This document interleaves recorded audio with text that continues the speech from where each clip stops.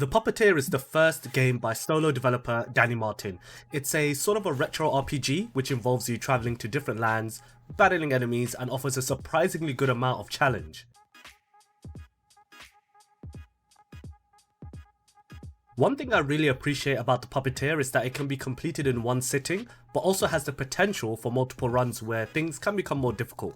We are introduced to the world of the Puppeteer by Mavis, our support character, who gives us tips on our journey but also drops extra little pieces of lore.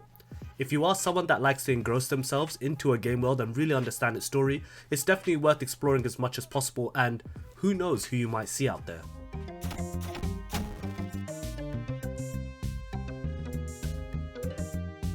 Overall, there are 5 regions for you to explore, as your main goal is to defeat the Puppeteer, an evil figure who has used his dark puppetry magic to control the minds of the people.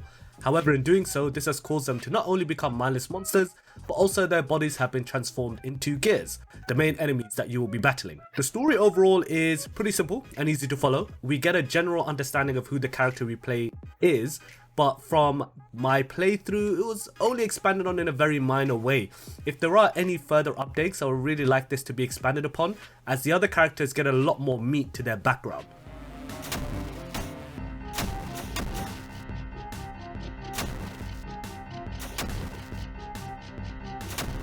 Gameplay wise, you can expect yourself to be exploring, battling the many different types of gears, and crafting potions.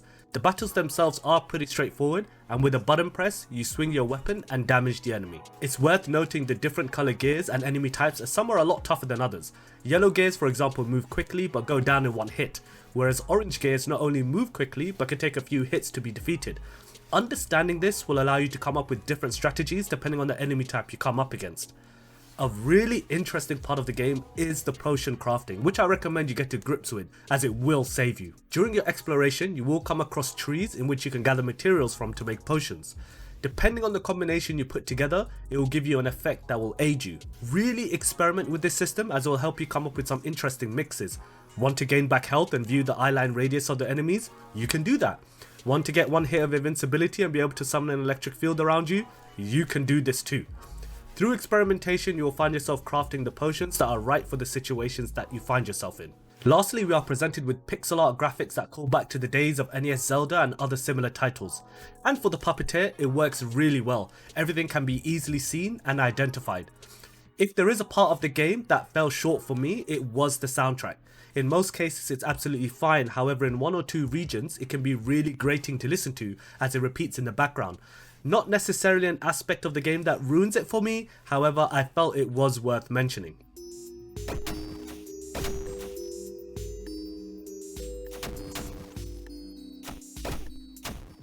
The Puppeteer is a challenging action adventure that is easy to understand and provides a pretty good challenge as it goes further in. Its potion crafting system is a really good mechanic, and I'd love to see this come back in a sequel or future games from the dev. As mentioned earlier, I would like to see our main character fleshed out more and for the soundtrack to be tightened up. However, overall this gives me confidence of what will come next. I give the Puppeteer a silver stamp, and for more upcoming content, subscribe to the channel.